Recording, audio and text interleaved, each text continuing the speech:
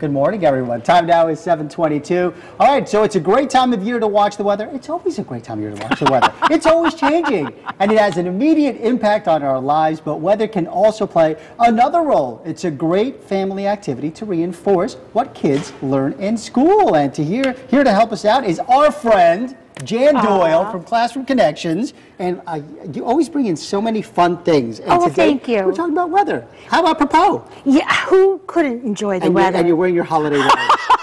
I'm the only knucklehead who did it. Yeah, I saw those ears a little while ago. They're cool, huh? It was. Yeah. Well, you know, Christmas is going to be over in a couple of days, but you have weeks of vacation. So what better than to make connections to what the standards are in school? And it's really science literacy that children are learning, and it's fun. Everyone talks about the weather. Of course. So one of the earliest basic things you can do is pick up an inexpensive thermometer. And this is a massive thermometer. Massive. And what I did is I put on a highlighter at 0 so children understand below 0 in the concept. I highlighted 32 degrees so they understand the freezing level, and I highlighted, and so then parents can teach kids what all those little lines mean. Correct. And it's really an important skill in science and in math.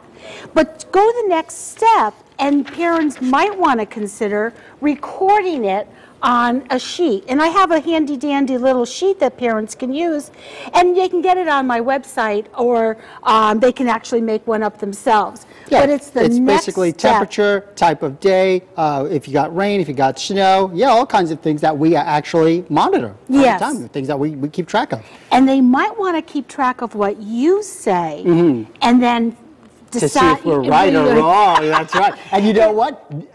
90% of the time we're right. That's great. But nobody ever remembers that. You know what? And maybe they could email you at the studio and say you were right on. We can have little weather watchers. That's right. But people are like, hey, Steve, you said there was going to be 18 inches of snow. There was 20.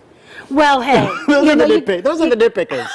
You can't. When I was in a classroom, I used to pray for snow. Yeah. That was my favorite day of the year. Sure. So I loved them. I can't tell you. But then after you do that, you might want to come up with some weather words like foggy. Put these on your refrigerator, and you might want to. And then children start associating the word, and they start developing high frequency with these words. So when they get to school, they don't have to learn them all over again. They already have that background knowledge. And then they can use them in sentences. Absolutely. It was tough to get to school today because it was foggy outside. You see, there you go. We're making a connection there. I can tell. And then even your word meteorologist, if a parent explains IST, it means a person who studies.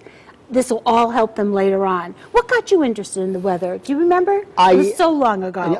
Snowstorms. I love snowstorms. So when I was a kid growing up in Queens and we had nor'easters, I was just so excited. Not so much because that we didn't go to school, just because we could go outside and jump in the snow. Just loved them. Well, it's interesting. The connections you have as a child is what dictated your life, really, and that's what we're trying to do with our children. Give them experiences. Some other activities you can do. I love this fella. It's Dress the Frog. There you go. Oh, you can dress them up with what kind of day it's going to be. Yes, and talk about, are flip-flops really a good idea? On a snowy day.